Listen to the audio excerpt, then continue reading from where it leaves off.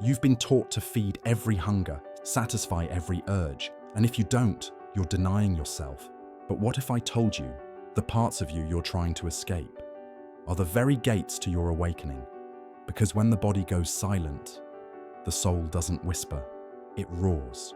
Carl Jung understood this. He knew that beneath every craving is a message from the unconscious, but you'll never hear it if you're always reaching for something to fill the silence. This is the truth behind abstinence. It's not about self-denial, it's about soul exposure. And once you experience it, you'll never chase noise again. Our first lesson is excavating hidden wounds. You think you're craving pleasure, that slice of cake, that text from someone who makes your heart race, that scroll through a screen filled with noise and dopamine. It looks like pleasure, but it's not. Most of the time, it's not joy you're running toward. It's relief. Relief from something deeper, something older, something buried so long ago, you no longer remember the moment it hurt you. You just remember the feeling, tension, hollow, unseen. Not enough, and the world has trained you well to reach for something, anything, to silence that ache. But Carl Jung said it best. What you resist not only persists, it grows. That wound you keep running from, it's not going away just because you distract yourself. It's not healing just because you're busy. In fact, every time you numb it, it waits a little longer and it digs a little deeper. That's why abstinence, real abstinence, isn't about being holy or disciplined. It's about finally turning around and facing the thing you keep trying to outrun. You might think you're just quitting sugar or holding back desire or staying off your phone, but what's really happening is a spiritual excavation. You're giving your nervous system a chance to breathe. You're giving your soul a moment to speak, and what it shows you at first may be uncomfortable. A memory you forgot, a truth you denied, an emotion you pushed down so hard it shows up now as anxiety, restlessness, or rage. But here's the miracle: that rising discomfort, that storm that shakes you when you try to go silent. It's not a breakdown, it's a breakthrough, because healing never starts with ease. It starts with exposure. When you abstain, when you stop feeding the craving, you remove the cover. And under that cover is the version of you that's been waiting to be seen, to be felt, to be set free. It's okay to cry. It's okay to feel lost. It's okay to not know what to do with what comes up. That's not weakness. That's the first real step of healing. You don't need to figure it all out right now. You just need to stop running from yourself. Let the ache surface. Let the silence speak. Because that ache is not trying to break you. It's trying to reconnect you to the part of you that got left behind. And once you face it, you'll realize you were never craving the thing. You were craving the healing it was hiding. Our second lesson is quieting the modern mind. The soul is not silent. It's just being drowned. You weren't born disconnected. You were born still, aware, and fully present. But the world doesn't reward presence anymore. It rewards speed, scrolling, jumping from one thought to another, one screen to the next, one craving to the next, always needing something, anything, to fill the silence. But here's what no one tells you. The more you stimulate the mind, the more you silence the soul. You wake up, reach for your phone, messages, notifications, music, news, videos. You call it waking up, but you're actually just plugging into the noise again. And then you wonder why you feel lost, why you feel anxious for no reason, why nothing ever feels enough, why your own thoughts don't feel like yours anymore. It's because your inner world is starving, not for content, but for contact with yourself. Carl Jung believed that the modern man suffers not from physical pain, but from spiritual starvation, a lack of silence, a lack of stillness, a lack of truth. You can't hear your intuition if your life is too loud. You can't meet your soul if you never stop moving. And the tragedy is, we mistake overstimulation for aliveness. We think feeling busy means we're growing. We think being entertained means we're fine, but really, we're numb. Abstinence, real abstinence, isn't just from lust or food. It's from constant input. It's a refusal to keep consuming what keeps you confused. Try it. Turn it all off. No music, no noise, no scrolling, just silence. You'll feel the itch first. You'll want to check something, talk to someone, escape. That's not boredom, that's withdrawal. Withdrawal from the chaos you've mistaken for comfort. But if you can hold the silence long enough, you'll feel something else. You'll feel you.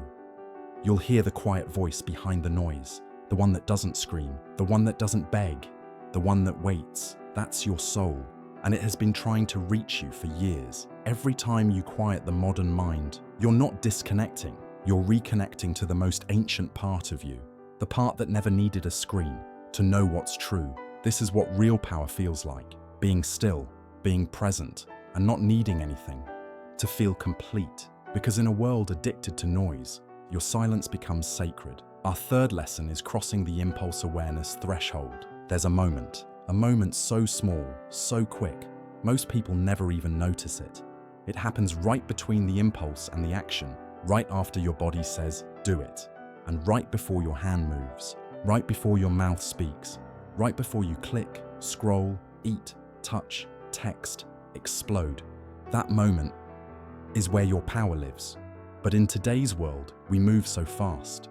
We skip right over it. You feel something dash, and you react. You're stressed, so you open your favorite app. You're lonely, so you text someone you shouldn't. You're anxious, so you reach for food you don't need.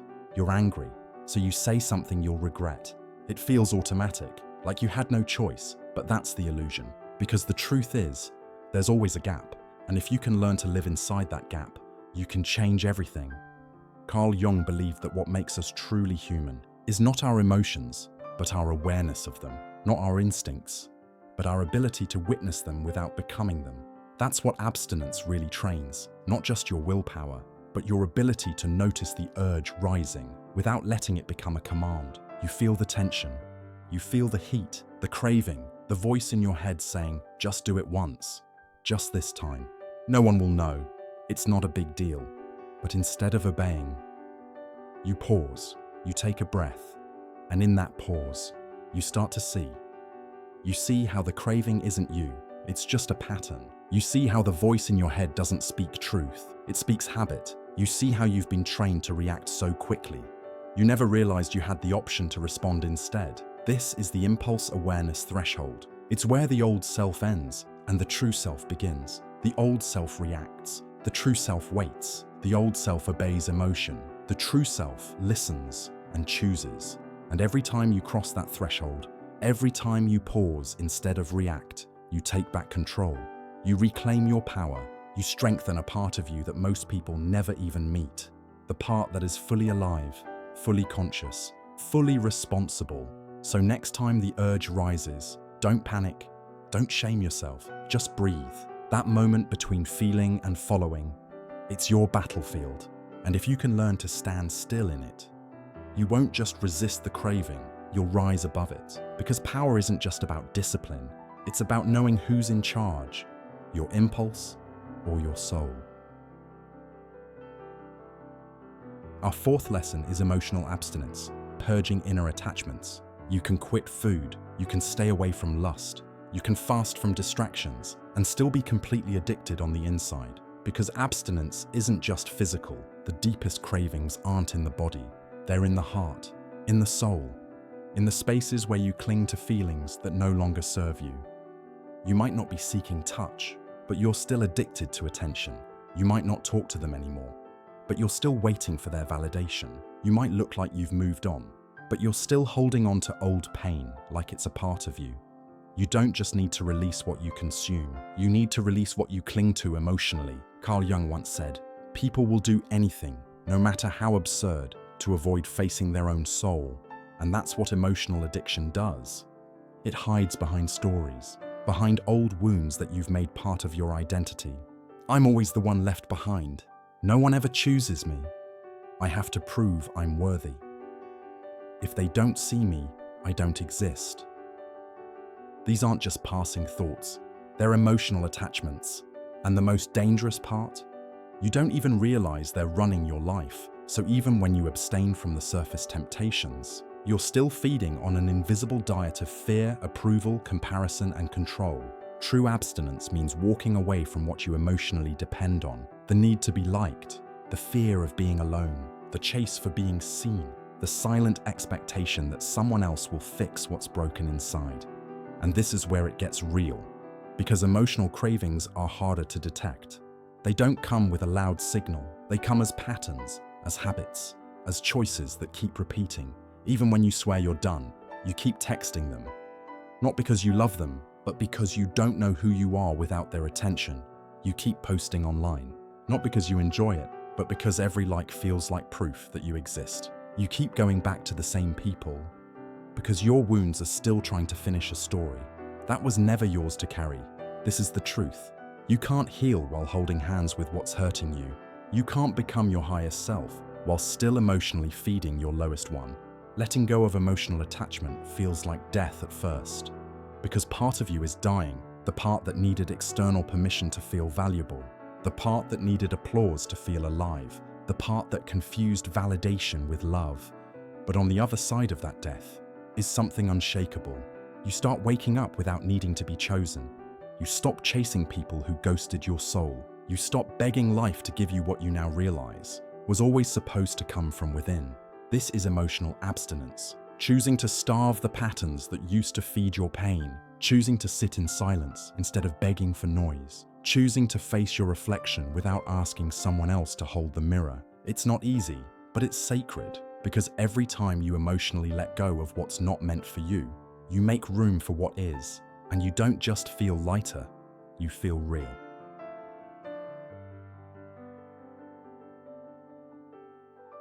Our fifth lesson is confronting the return of the shadow.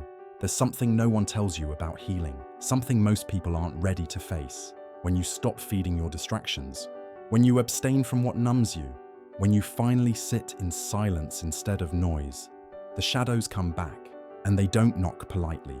They barge in, louder than ever, stronger than before, because the things you buried, the memories, the rage, the shame, the guilt, they never left. They were just waiting for the day you were quiet enough to hear them again. Carl Jung called this the return of the repressed. He believed that whatever we push into the unconscious doesn't disappear. It grows, it mutates, it darkens, and when it finally comes back, it doesn't show up gently. It crashes through your mind like a storm you thought had passed. This is what abstinence triggers, not just self-control, but spiritual confrontation. You stop drinking, and the anxiety returns. You stop chasing relationships, and loneliness comes for your throat. You stop running, and the pain you buried 10 years ago rises like it happened this morning. You think you're breaking, but you're not. You're being initiated. Most people give up here because this stage feels like failure. They say, I was doing so well and now I feel worse. You're not worse. You're just finally meeting what was always there. Underneath the coping, this is the shadow. The parts of you you didn't want to see. The feelings you labeled too much. The trauma you gaslighted yourself into ignoring. The mistakes that still echo in your mind at 2 a.m. The truth you kept silent because the world said it was too dark. But Carl Jung said, one does not become enlightened by imagining figures of light, but by making the darkness conscious. That means healing isn't about becoming light, it's about walking through your own darkness, without running, without hiding, without lying to yourself. So when the anger rises, feel it. When the grief comes, sit with it. When the fear tightens your chest, breathe through it. Don't run back to your distractions. Don't pick up your old habits just because they're comfortable. Stay in the fire, because this is the part where most people turn back. But this is also the part where your soul finally takes over. You can't transform what you won't touch. You can't be free from what you pretend isn't there. You can't rise until you first sink into what's real. And yes, what's real might hurt, but it's the kind of hurt that heals, the kind of pain that purifies, the kind of darkness that, when faced with honesty, becomes your greatest source of light. So don't be afraid of what's coming up. It's not a sign you're failing, it's a sign that the mask is cracking, and behind that mask is the real you. The you who doesn't need to pretend. The you who doesn't hide. The you who walks with shadow and still stands tall. Because true peace doesn't come from avoiding the dark. It comes from walking through it and realizing it never had the power to destroy you. Our sixth lesson is embracing the sacred void. There's a moment on the path that no one prepares you for. Not your friends, not your teachers, not even most spiritual guides. It's the moment where you feel nothing, no cravings, no passions, no drive, no noise, no joy, no pain, just Emptiness. You've stopped chasing. You've silenced the noise. You've abstained from the comforts, the distractions, the attachments. And now, you're left in a space that feels like a void. It's terrifying, because up until now, you thought healing would feel beautiful, that letting go would lead to clarity, that saying no to the things that once controlled you would make you feel powerful. But instead, you feel like a ghost, disconnected, uncertain, like your identity has been stripped down to its last breath. This is the sacred void. Carl Jung knew this space well. He called it the death of the false self, the collapse of the personality you built to survive. And that collapse, it feels like being lost, but in reality, it's the first time you're not being led by your survival self. You're no longer living off old programming. You're no longer a puppet of your cravings. You're no longer reacting out of fear, desire, or ego. And what's left is silence, stillness, a terrifying kind of peace. Because this void isn't empty. It's full of everything you haven't yet understood. It's the space between your old life and your real one, the waiting room between who you were and who you're about to become. But most people run from it. They get scared. They think something's wrong. They go back to the noise just to feel alive again. Because silence can feel like death, when all you've ever known is noise. But what if it's not death? What if the void is the womb, not the end of you, but the beginning? Because here's the secret. Before your soul speaks in clarity, it will first strip you of false clarity. Before you rise in purpose, you must sink into silence before the truth becomes loud. Everything else must go quiet. You are not lost. You are in between craving and contentment, in between noise and knowing, in between the self that coped and the self that no longer needs to. This is the place where God whispers, not in thunder, not in fire, but in the still, sacred pause between who you were told to be and who you really are. Carl Jung called it individuation, but to the soul, it just feels like returning. So don't run from this void. Don't fill it.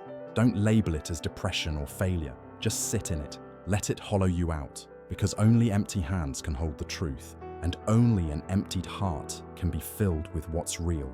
You are not broken. You are being rebuilt. And this silence, this void, it is not the absence of life. It is the preparation for it. Our seventh lesson is rewiring desire into power. There's something the world doesn't want you to know, something they won't teach you in schools, on screens, or in quick-fix motivational quotes. Your desires are not your enemy. They're not bad. They're not shameful. They're not something to kill or suppress, but they've been misused, hijacked, turned against you. Because when your desires are left untrained, unexamined, and untamed, they don't elevate you, they enslave you. You crave sugar, you crave pleasure, you crave validation, you crave escape. And every time you give in without awareness, you make the craving stronger and your control weaker. Carl Jung said, until you make the unconscious conscious, it will direct your life and you will call it fate. And that's what's happening when you live on autopilot. Your desires are running your system like a virus in the background. You think you're choosing, but you're just reacting. But here's the miracle. Desire is pure energy. It's not evil. It's not broken. It's just been misdirected. And when you abstain, when you stop giving that energy to quick gratification, to shallow cravings, to things that only satisfy for a moment, something incredible happens. The energy doesn't die. It transforms. The same fire that once made you chase distraction now fuels your discipline. The same ache that made you crave connection now deepens your purpose. The same longing that had you addicted to being seen now pushes you to build something no one can ignore. This is what true transformation looks like. You don't kill the desire. You retrain it. You give it a new target. You tell it, no more chasing scraps. We're building something eternal now. And day by day, you take back control. You wake up earlier. You speak with intention. You walk into rooms not needing anything because you've already fed your soul from within.